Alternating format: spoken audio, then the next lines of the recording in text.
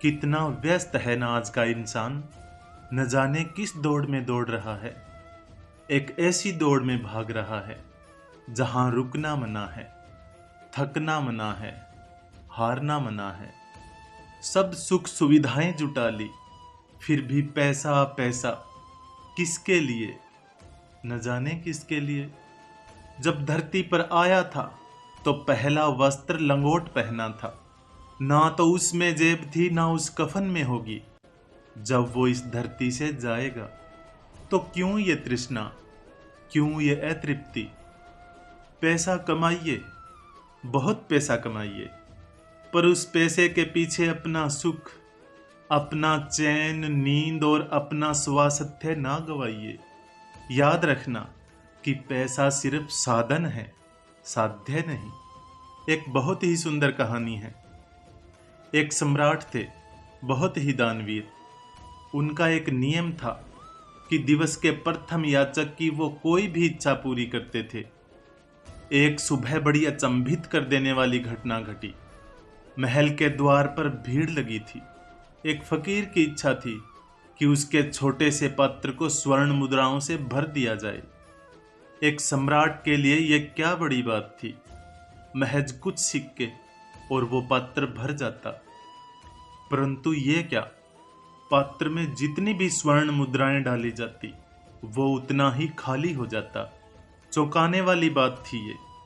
सम्राट भी दुखी थे इस पर फकीर ने कहा, महाराज, अगर ये पात्र आप ना भर सके तो कह देना, मैं खाली पात्र ही लेकर यहां से चला जाऊंगा। बस यही होगा ना कि प्रजा कहेगी कि सम्राट अपना वचन पूरा ना कर सके। सम्राट भी कहां टलने वाले थे अपने वचन से। सारा खजाना खाली कर दिया। जो कुछ था उनके पास सब कुछ उस पात्र में डाल दिया, पर वो पात्र खाली का खाली ही रहा। सम्राट बहुत लज्जित हुए और अचंभित भी।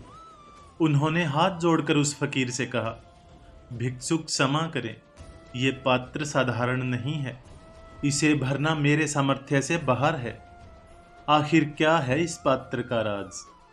इस पर वो फकीर हंसा और कहा, कोई विशेष रहस्य नहीं है महाराज, बस ये पात्र मनुष्य के हृदय से बना है, और ये सब जानते हैं कि मनुष्य का हृदय कभी भरा नहीं जा सकता।